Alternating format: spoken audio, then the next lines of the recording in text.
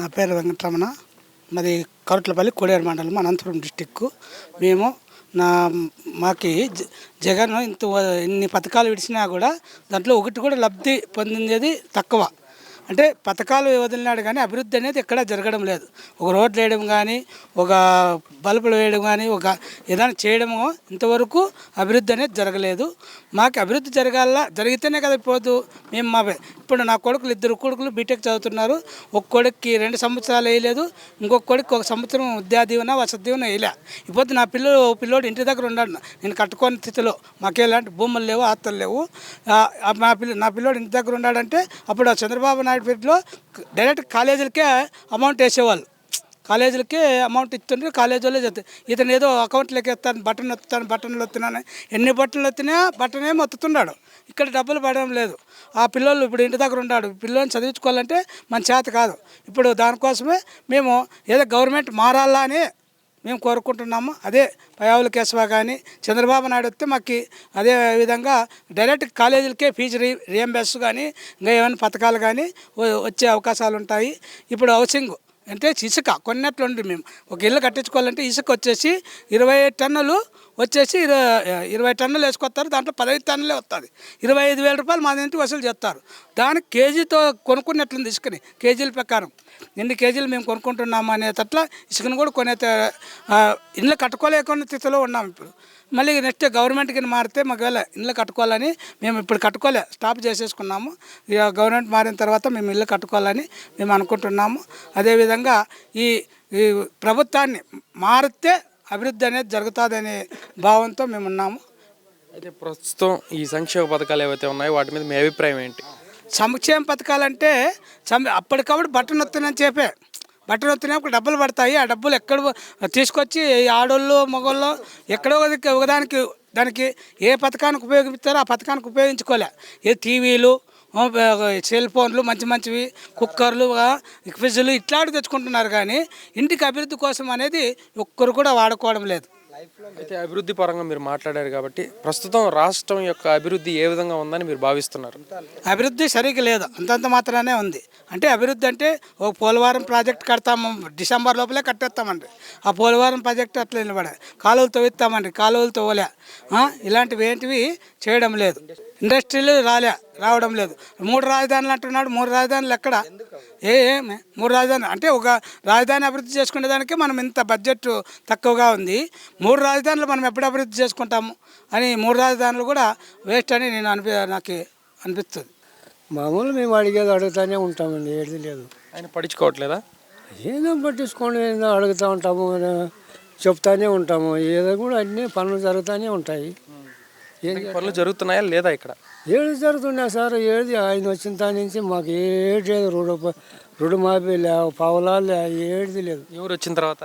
ఈ అబ్బాయి జగన్. చంద్రబాబు నాయుడు ఉన్నాడు పాపం, అంతా బాగా రుడు మాపి చేసా, అన్నీ భూమి ఇచ్చా పాపము. ఇప్పుడు కూడా ఆయన సెల్లుకి దినం ఫోన్ చేస్తాడు, నాయనా నన్ను మర్చిపోద్దండి. సెల్లుకి కానీ ఫోన్లు చేస్తూ ఉంటాడు ఆయన. ఎవరైనా? చంద్రబాబు నాయుడు. ఆయన ఫోన్ చేస్తూనే ఉంటాడు. నేను చేతులు ఎత్తి మొక్కాలి ఆయనకి, దీన్ని మర్చిపోను అని చెప్తాను. నీకు చంద్రబాబు నాయుడు అంటే అంత అభిమానం? ఏమో అది మాకు ఏదో చాలా భూమి కలిసినది కాబట్టి మాకు ఏదో కడప నిండినది మాకు. ఈయన వచ్చిన దాని నుంచి ఏది మా కడప వెళ్తే అయిపోయింది. ఏమి సంక్షేమ పథకాలు ఏం రావట్లేదా? ఏమి లేదు. పింఛన్ వచ్చిందా? పింఛన్ వస్తుంది. పింఛన్ నాకు ఒకరికి వస్తుంది, ఆ ముసలాయమికి రాదు. ఏం చేస్తావు, ముసలితో పూజ చేసే చేత కాదు, దగ్గాడకుండా పూజ చేస్తుంది. అట్లే దానితోనే అట్లా పొద్దుపోతున్నాం. ఈసారి ఎవరు గెలిచే బాగుంటుంది అంటారు మొత్తానికి అయితే మీ ప్రాంతంలో? చంద్రబాబు నాయుడే గెలిచాలనుకుంటాను. నా గురించి అదే నేను చేతులెత్తి మొక్కాలని, ఆయనే రావాలనుకుంటున్నా. మీకు ఎవరు రావాలంటారు ఇక్కడ? ఎమ్మెల్యేగా చంద్రబాబు నాయుడే రావాలనుకుంటున్నా. ఇక్కడ ఎమ్మెల్యేగా ఎవరు గెలిస్తే బాగుంటుంది అంటారు? ఇదే ప్రభాకరణ, పయ్యావుల కేశవి వాళ్ళు అట్లా ఎవరైనా వస్తే మాకేదో బాగుంటుంది అని అదే అనుకుంటున్నాం. మేమేం మర్చిపోమని లేదు అంతవరకు. ఏం పెద్ద బాగుండవా? బాగున్నాం. ఏం పేరు? చౌడప్ప. ఇప్పుడు రాబోయే ఎన్నికలు ఎవరు గెలిచారంట మొత్తానికి? ఎవరికి ఉంది బలం, ఎవరికి ఉంది బలహీనత? మాకైతే ఉరుకొండలోనే కేశవాకే బాగుంది. కేశవన్కా? మన ఎలక్షన్ పోయినాము పోయి మొన్న, ఇంతకు ముందు పోయినాము. కేశవాకే బాగుంది సార్. కేశవే బాగా ఫుల్గా గెలుతాడు. ఇప్పుడు ఎప్పటి నుంచి ఒక నానుడు అయితే ఉంది ఇక్కడ, ఈడ ఎవరైతే గెలిచారో ఆడ పైన ఓడిపోతారని, దాని మందలేంది? ఆ సెటిల్మెంట్ ఉంది. మన పైన ఏముంటుంది కదా మనకు తెలియదు. ఇంతకు ముందు అట్లా జరిగినాయి. మరి ఈసారి ఏం జరిగేది అట్లా పొజిషన్ లేదు. ఎందుకని అంత ధీమా వ్యక్తం చేస్తున్నారు ఈసారి? మామూలు మెజారిటీ కోసడానికి ఏదో పోరాటం చేస్తుంటారు. ఎవరు బలిసిన శక్తి కొద్దీ ఎవరు మాట్లాడుతూనే ఉంటారు. సరే, ఇక్కడ పయ్యా కేశవులు గారికి బాగా మంచి మెజారిటీ వచ్చేది అని చెప్పి ధీమా వ్యక్తం చేస్తున్నారు. పైన క్షేత్రస్థాయిలో చంద్రబాబు గారికి ఎంత సీట్లు రావచ్చని మీరు అనుకుంటున్నారు దగ్గర దగ్గర గెలిచేదానికి? ఏమో 125, 130 దాకా వస్తాయని మా ఇంచిన కూడా ఉంది. అంతా మా ఇంచినాలో కూడా ఉంటాము. మొత్తానికి చరిత్రని తిరగ రాస్తారంటారా? రాసే పరిస్థితి ఉంది సార్. పైన కింద ఒకరే గెలిచారంటారా? ఎట్లా అంటే మాకు ఇంతకుముందు కేశవాన్ని గెలిచినప్పుడు ఇక్కడ మాకు కొరకోలని ఉంది ఒక డ్యామ్. అక్కడి నుండి ఇంతకుముందు ఆయన చేసినప్పుడు ఒక పైప్ లైన్ అనేది రైతులకి బాగుపడాలని ఒక పైప్ లైన్ కడేసినాడు. ఎక్కడైతే సోల్తుంది భూముల్లో ఉందని కడేసినాడు. ఆ లైన్ ఎక్కడ వెళ్ళిపోవాలి? అరవకూరు, కమ్మూరు అట్లా వెళ్ళిపోవాలి. ఆ ప్రాంతం రైతులంతా బాగా బతుకుతారని చెప్పేసి ఆ పైపు లైన్ కడిచి అక్కడ పెట్టిన ఆగిపోయింది అనమాట. అది ఎవరి వల్ల ఆగిపోయిందో ఏం కథ మాకు అర్థం కాలేదు. ఆ పైప్ లైన్ వచ్చింటే కొన్ని గ్రామాలు, కొన్ని ప్రాంతాలన్నీ, ఆ ప్రాంతాలన్నీ బాగా సుఖంగా బతికేటివి. చెరువులకి నీళ్లు, భూములకు నీళ్లు. ఒక రైతు బాగా చేసినాడంటే ఒక కూలోనికి వ్యవసాయంలో బాగా ఉత్పత్తి కలుగుతుంది. అయితే ప్రస్తుతం విశ్వేశ్వరరెడ్డి దాన్ని ఏం పట్టించుకోలేదా? విశ్వేశ్వరరెడ్డి రైతు కొడుకే, కానీ ఆ రైతు మీద లేదు అతనికి. రైతు కొడుకే, ఆయప రైతు కొడుకే, ఎప్ప రైతు కొడుకే.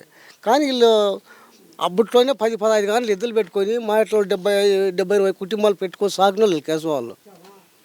మా ఇంట్లో పేద బతుకులన్నీ 70-80 గంటలు ఎద్దులు, 60-70 ఆవులు పెట్టుకొని మా ఇంట్లో పేద కుటుంబాలు 60-70 కుటుంబాలను ఇంటికో పెట్టుకొని సాగిన వాళ్ళ ఆయనతానింటి. ఈ శేషరెడ్డి ఏమో అట్లా చేసినవడం కాదు. ఏదో వాళ్ళ భూ పెడితే తిని బల్లే పోయి చదువుకొని ఏదో వచ్చి వ్యవసాయం రాజకీయాల్లోకి వచ్చినాడు. అంతే ఇంటూ సిపిఎంలోనో సిపిఐలో దానిలో పోయి వచ్చి దాంట్లో అంటే వాళ్ళు ఈ రకంగా వచ్చినారు. ఇతను రైతు కుటుంబంలో ఉంటూ వచ్చినాడు. ఇతను అయితే మాకు రైతుకి ఏమన్నా సహాయం చేస్తాడు, కూలీలకు సహాయం చేస్తాడు అనేది ఒక ఆలోచన ఉంది మాకు. అంతే, అందుకు తప్పితే మా ఆలోచన ఏమీ లేదు.